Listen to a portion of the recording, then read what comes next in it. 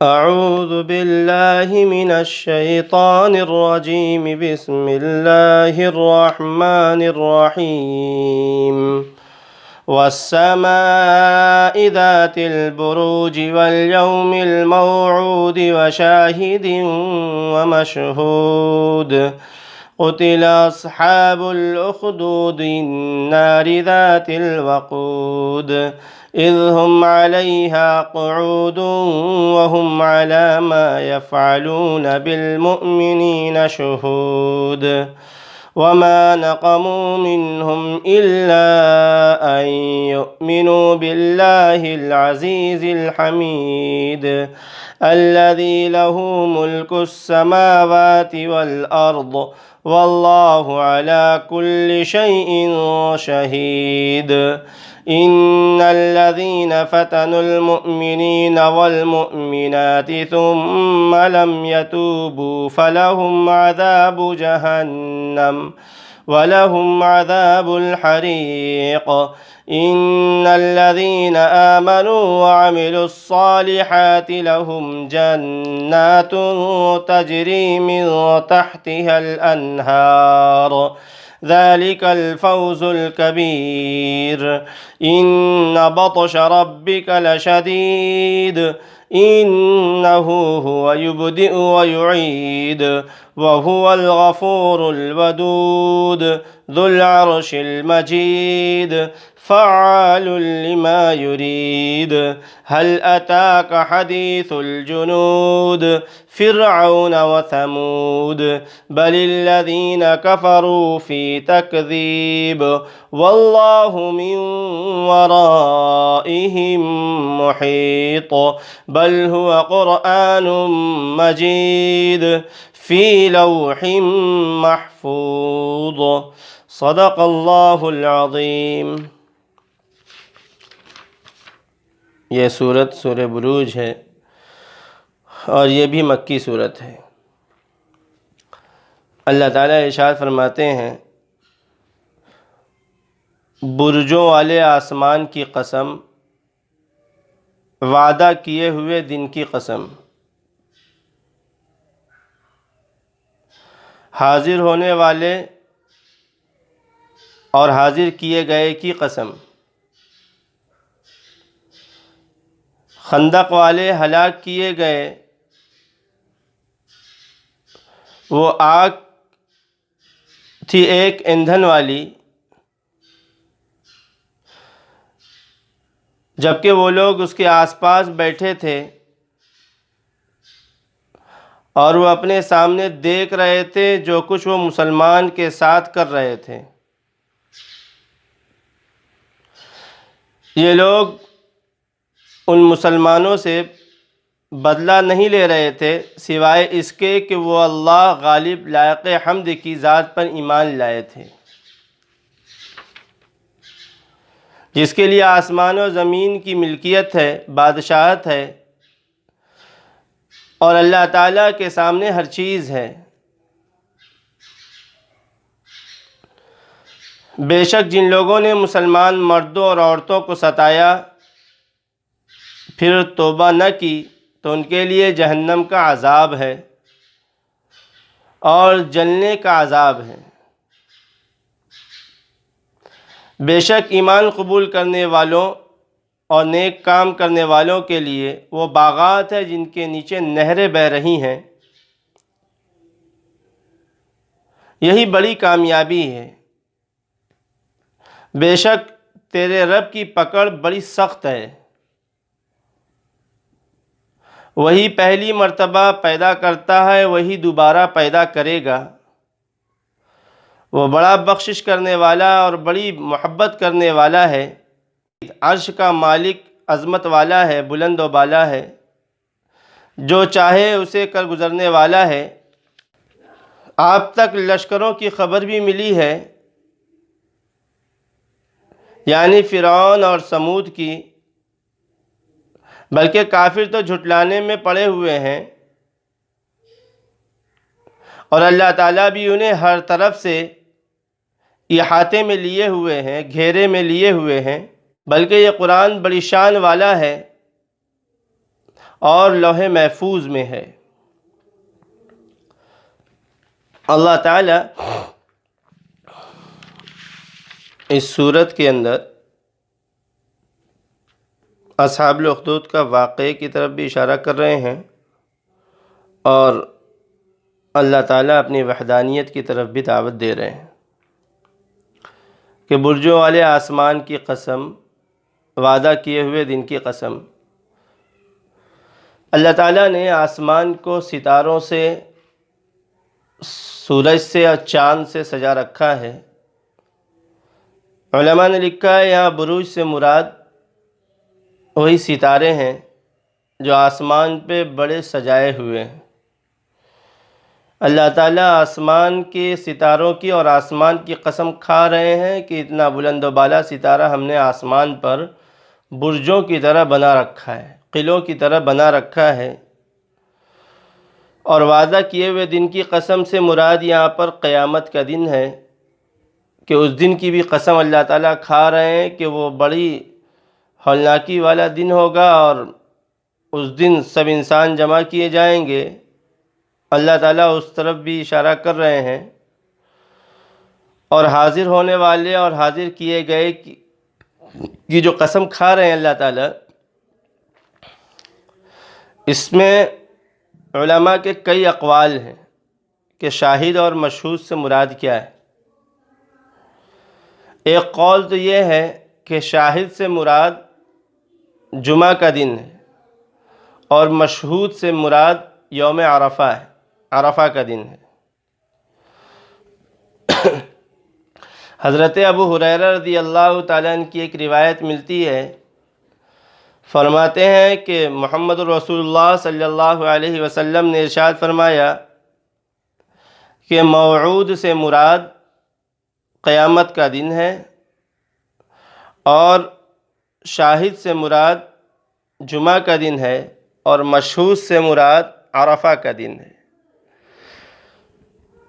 اور جمعہ کا دن میں اللہ تعالیٰ ایک گھڑی ایسی لاتے ہیں کہ جس میں بندہ ایمان والا جب کوئی خیر کی دعا مانگتا ہے، اس خیر کی دعا کو اللہ تعالیٰ قبول فرماتے ہیں، اور اگر کسی شر سے حفاظت کے لیے اس گھڑی میں دعا مانگتا ہے تو اللہ تعالیٰ اسے اس شر سے محفوظ رکھتے ہیں۔ وشاہد و مشہود، اگر اس سے یہی مراد لیا جائے کہ جمعہ کا دن اور یوم عرفہ ہے، تو اس سے یہ بات سمجھ میں آتی ہے کہ یہ دونوں دن عظمتوں والا دن ہے۔ اللہ تعالیٰ ان دو عظمتوں والے دن کی قسم کھا رہے ہیں۔ پھر آگے اللہ ارشاد فرماتے ہیں خندق والے ہلاک کیے گئے، جبکہ وہ لوگ اس کے آس پاس بیٹھے تھے۔ قتل اصحاب الاخدود، یہ خندق والے ہلاک کیے گئے۔ النار ذات الوقود، وہ ایک آگ تھی ایندھن والی۔ حضرت صہیب رضی اللہ تعالیٰ عنہ سے روایت ہے، فرماتے ہیں کہ محمد الرسول اللہ صلی اللہ علیہ وسلم نے ارشاد فرمایا کہ زمانہ قدیم میں یمن میں ایک بادشاہ تھا جس کا ایک بوڑھا جادوگر تھا۔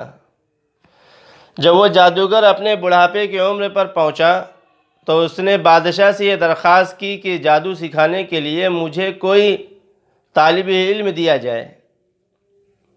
بادشاہ نے اس درخواست کو پورا کیا اور ایک عقلمند بچہ اس کے حوالے کیا۔ وہ بچہ روزانہ اس جادوگر سے جادو سیکھنے کے لیے جایا کرتا، لیکن راستے میں ایک اور درویش کا گھر پڑتا تھا، تو وہ بچہ پہلے درویش کے پاس جاتا، اس کے بعد جادوگر کے پاس جاتا، اور جب وہاں سے لوٹتا تو پھر درویش کے پاس سے ہوتا ہوا آتا۔ اس کا یہ سلسلہ چلتا رہا۔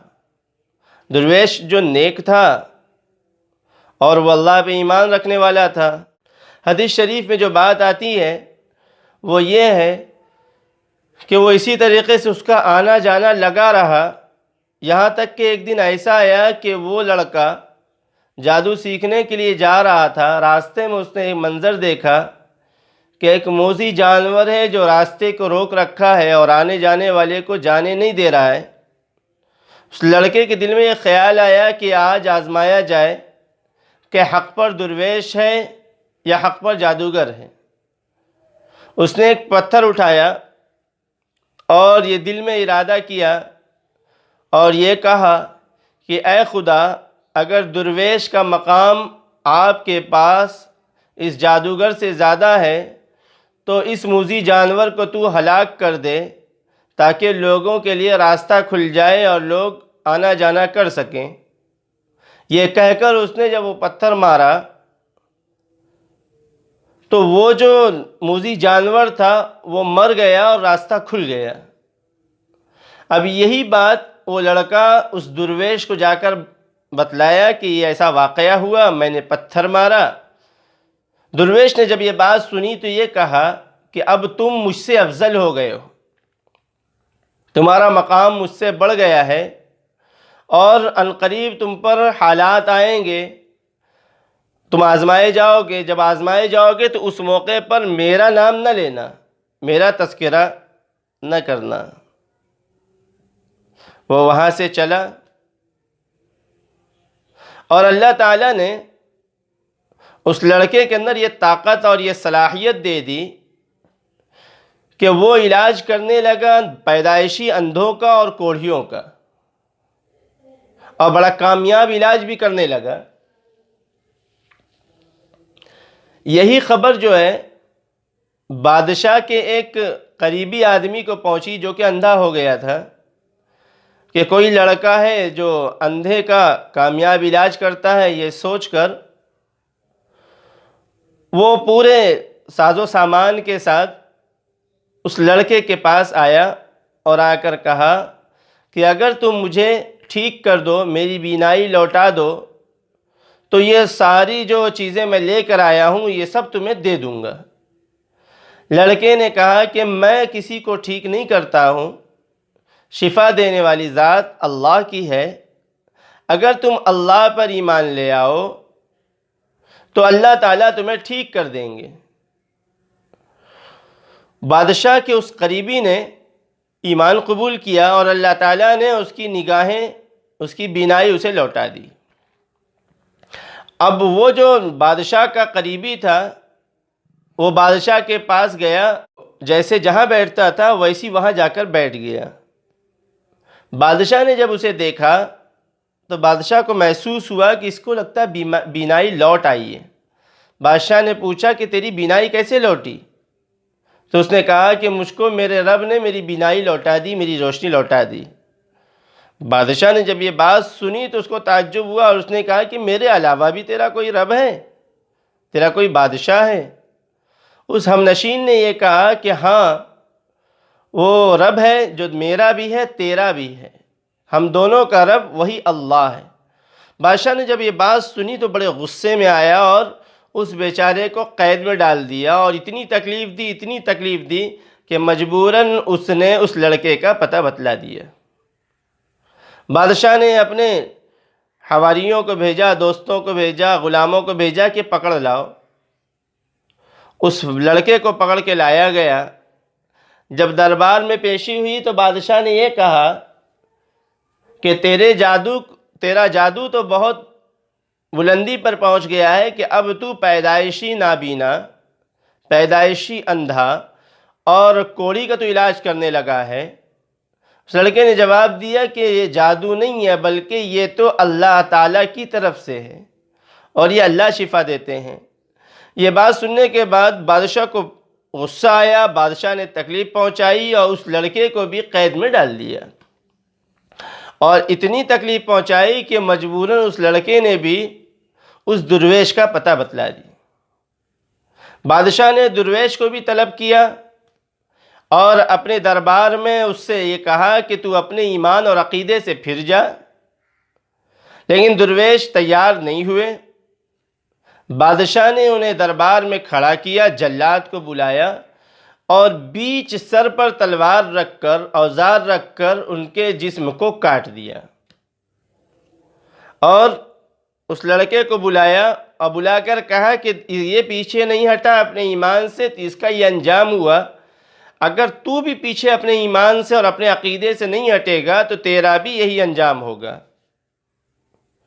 لڑکے کا ایمان اللہ پر مضبوط تھا، وہ تیار نہیں ہوا۔ بادشاہ نے اپنے چند لوگوں کو اس بات پر تیار کیا اور اس کے لیے تیار کیا اور بھیجا کہ اس لڑکے کو لے کر جاؤ اور پہاڑ پر جاؤ اور پہاڑ کی بلندی پر اگر یہ انکار کر دے تو ٹھیک ہے، اور اگر انکار نہیں کرتا ہے، اپنے عقیدے سے نہیں ہٹتا ہے، تو اسے اوپر سے نیچے پھینک دینا تاکہ یہ مر جائے۔ اس کے وزراء بادشاہ کی حکم کی تعمیل میں چلے، لڑکے کو لے کر پہاڑ کی چوٹی پر پہنچے۔ لڑکے نے دعا کیا کہ اے پروردگار مجھے ان کی شر سے محفوظ رکھ جیسے تو چاہے۔ اللہ تعالیٰ نے اس کے بعد پہاڑ پر زلزلہ لایا، اور اس زلزلے کی وجہ سے وہ سارے کے سارے گر گئے، اور اللہ تعالیٰ نے اس کی حفاظت کی۔ یہ چلتا ہوا پھر بادشاہ کے پاس آیا۔ بادشاہ نے جب یہ دیکھا تو بڑا تعجب کیا کہ یہ کیا ماجرا ہے۔ پوچھا کہ تمہارے ساتھ جو لوگ گئے تھے وہ سب کہاں ہیں؟ سارا واقعہ بتلایا کہ وہ سب اس طریقے سے گرے پڑے ہیں، اور اللہ نے میری حفاظت کی ہے، میں صحیح سلامت چلا آیا ہوں۔ بادشاہ نے پھر وزیروں کو تیار کیا کہ اسے پکڑو اور اسے کشتی میں بٹھاؤ اور بیچ دریا میں اسے گرا دینا۔ اگر یہ اپنے عقیدے سے پھر جائے تو ٹھیک ہے، اور اگر اپنے عقیدے سے پھرتا نہیں ہے تو اسے دریا میں اسے ڈال دینا۔ وزراء جو تھے لے کر چلے، کشتی میں سوار کیا۔ جب دریا میں پہنچے تو اس لڑکے نے دعا کی کہ اے خدا مجھے ان کی شر سے محفوظ رکھ جیسا تو چاہے۔ اللہ تعالیٰ نے ایک طوفان لایا، اور اس طوفان کی وجہ سے کشتی پلٹی، اور جتنے اس کے بادشاہ کے خدام اور وزراء تھے وہ سب اس میں ڈوب گئے، اور یہ صحیح سلامت واپس آ گیا۔ پھر بادشاہ کے پاس جب حاضر ہوئے تو بادشاہ دیکھ کے تعجب کیا، سارا واقعہ معلوم کیا، سارا واقعہ بتلایا۔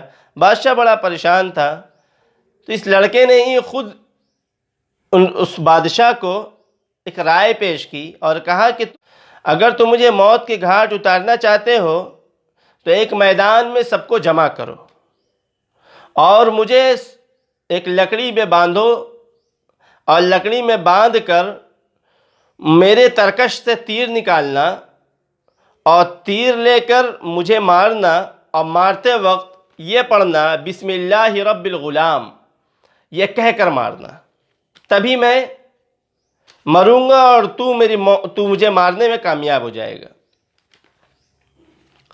بادشاہ نے سوچا کہ رائے بہتر ہے، سب کے سامنے سزا دی جائے۔ مجمع جمع کیا گیا، میدان میں لڑکے کو باندھا گیا، اور اسی کے ترکش سے تیر نکالی گئی، اور پورا شہر وہاں پر موجود تھا اس منظر کو دیکھنے کے لیے۔ ترکش سے تیر نکالا اور وہی بسم اللہ رب الغلام کہہ کر تیر مارے، اور اس لڑکے کے سر میں گھسا، اور لڑکا وہیں پر شہید ہو گیا۔ یہ منظر جن لوگوں نے دیکھا وہاں پر، ان لوگوں نے 3 مرتبہ بآواز بلند کہا کہ ہم بھی اس لڑکے کے رب پر ایمان لاتے ہیں۔ یہ جملہ جو سنا تھا اس نے بسم اللہ رب الغلام، کہ یہ سوچ کر مارا اور یہ کہہ کر مارا، تب اس کی موت ہوئی ہے۔ یہی منظر کو دیکھ کر جو دیکھنے والے تھے وہ ایمان میں داخل ہو گئے۔ بادشاہ کو اور غصہ آیا، اور بادشاہ نے خندق کھدوائی اور اس میں لکڑیاں جمع کروائی، اور یہ حکم دیا کہ جتنے لوگ اس پر ایمان لائے ہیں، اللہ پہ ایمان لائے ہیں، ان سب کو اس میں ڈال دو، اس میں جلا دیا جائے۔ اور آگ لگائی گئی، اور جو ایمان لائے ہوئے تھے وہ بے خطر اس میں کودتے چلے گئے، بے خطر اس میں کودتے چلے گئے، یہاں تک کہ ایک عورت جو اپنے گود میں بچہ لے کر آئی، اور جب وہ قریب پہنچی تو تھوڑا سا وہ بچے کی وجہ سے ٹھٹکی، بچے کی وجہ سے تھوڑا سا ٹھٹکی، تھوڑا سا پیچھے ہٹی، لیکن اس بچے نے اس سے بات کیا اور کہا کہ آپ حق پر ہیں، کود جائیں، اور وہ عورت بھی اپنے بچے کے ساتھ اس آگ میں کود گئی۔ روایت میں آتا ہے کہ اللہ تعالیٰ اس آگ میں کودنے والوں کی روح کو اس آگ میں گرنے سے پہلے قبض کر لے رہے تھے۔ اس میں اسی واقعے کی طرف اللہ تعالیٰ اشارہ فرما رہے ہیں کہ قتل اصحاب الاخدود، کہ خندق والے ہلاک کیے گئے، النار ذات الوقود، وہ آگ کی ایندھن تھی، وہ ایک آگ کی ایندھن تھی، اذ ہم علیہا قعود، جبکہ وہ لوگ اس کے آس پاس بیٹھے تھے، وہم علی ما یفعلون بالمؤمنین شہود، اور ایسی بات نہیں کہ وہ جو کر رہے تھے وہ لوگ وہ انجانے میں کر رہے تھے، جو بادشاہ یا اس کے وزراء جو کر رہے تھے انجانے میں نہیں کر رہے تھے، بلکہ جان کر کر رہے تھے کہ ایمان والے کو ہم تکلیف پہنچا رہے ہیں۔ اور اس کا ایک معنی یہ بھی لیا گیا ہے کہ وہ جا جا کر بادشاہ کو خبر دے رہے تھے کہ ایمان والے ایسا ایسا عمل کر رہے ہیں۔ تو اللہ تعالیٰ بیان کر رہے ہیں کہ یہ جو معاملہ ان لوگوں نے کیا اہل ایمان کے ساتھ، نیکوں کے ساتھ، وہ انجانے میں نہیں کیا ہے بلکہ وہ جان بوجھ کر کیا ہے۔ اللہ تعالیٰ آگے ارشاد فرما رہے ہیں وَمَا نَقَمُوا مِنْهُمْ إِلَّا أَن يُؤْمِنُوا بِاللَّهِ الْعَزِيزِ الْحَمِيدِ، کہ یہ سارے کے سارے جو ان سے بدلہ لے رہے تھے، یہ کس گناہ کی پاداش میں لے رہے تھے؟ ان کا گناہ یہی تھا کہ وہ ایک اللہ پر ایمان لانے والے تھے، جس کی وجہ سے انہیں دنیا سے مٹانے کے لیے اس نے آگ لگائی، اور یہ ساری ترتیب چلی ہے۔ اللہ تعالیٰ بیان فرما رہے ہیں کہ اس نے اپنا تو کیا، لیکن ہلاکت اسی کے لیے ہوئی کہ جس نے، روایت میں یہ بھی ملتا، تاریخ کی کتاب میں یہ بات ملتی ہے کہ وہ بادشاہ بھی دریا میں ڈوب کر مرا، اس پر دوسرے بادشاہ نے حملہ کیا اور اس کی بادشاہت ختم ہوئی، اور اس کے ساتھ بھی بڑا برا برتاؤ ہوا اور بڑے برے دور سے اس کو گزرنا ہوا، اور اسے بھی تڑپ تڑپ کے مرنا پڑا۔ اب یہاں پہ اللہ تعالیٰ ارشاد فرما رہے ہیں کہ مالک تو اصل اللہ ہے، دنیا والے بادشاہ تھوڑی نہ ہے۔ بادشاہت تو اللہ کی ہے، آسمان کی بھی بادشاہت اللہ کی ہے، زمین کی بھی بادشاہت اللہ کی ہے، اور جو کچھ اس کے درمیان ہے اس کا بھی بادشاہ اللہ ہے۔ کوئی خالق نہیں ہے، کوئی مالک نہیں ہے سوائے اللہ کے۔ بادشاہ زبردستی کر رہا تھا اس بات پر کہ مجھے مانا جائے خالق، لیکن جو ایمان والے تھے انہوں نے ماننے سے انکار کر دیا، اور جو صاحب ایمان اور مضبوط ایمان والے ہوتے ہیں وہ اللہ کی کبریائی یا اللہ کی صفات یا اللہ کی وحدانیت میں کسی کو ہرگز شریک نہیں کرتے ہیں، اور اس کے لیے جب ضرورت پڑتی ہے تو بادشاہ کے سامنے حق بات کہتے بھی ہیں، کہ یہاں پر بادشاہ کے سامنے کھڑا جب کیا گیا تو بادشاہ کو صاف ستھری بات کہی گئی کہ دیکھیے بادشاہ صاحب، یہ میری جادوگری کی یہ کلا نہیں ہے، بلکہ یہ تو اللہ رب العزت کی طرف سے ہے کہ اللہ شفا دے رہے ہیں۔ تو اللہ تعالیٰ یہاں پر یہ بتلا رہے کہ سب کچھ جو کچھ آسمان میں ہے، زمین میں ہے، وہ سب کا مالک ایک اللہ ہے، اور وہی اللہ ہر چیز کو دیکھ رہا ہے، اور ہر چیز اس کے سامنے ہے، کوئی چیز اس سے ڈھکی اور چھپی ہوئی نہیں ہے۔ دنیا کی بادشاہت ایسی ہے کہ وہ ہر چیز نہیں دیکھ سکتی، ہر چیز اسے معلوم نہیں ہو سکتا۔ بڑی سی بڑی حکومت بھی اس بات کا دعویٰ نہیں کر سکتی ہے کہ مجھے سب کچھ معلوم ہے، نہیں کہہ سکتی ہے، اور اس کا دعویٰ نہیں کیا جا سکتا، چاہے کتنا بھی ٹیکنالوجی ترقی کر جائے، چاہے دنیا کتنا بھی ترقی کر جائے، اس بات کا دعویٰ نہیں کر سکتا ہے کوئی کہ مجھے سب معلوم ہے۔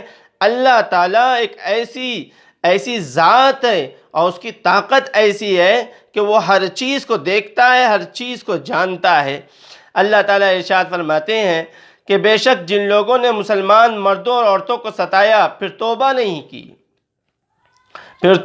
کی ان کے لیے جہنم کا عذاب ہے۔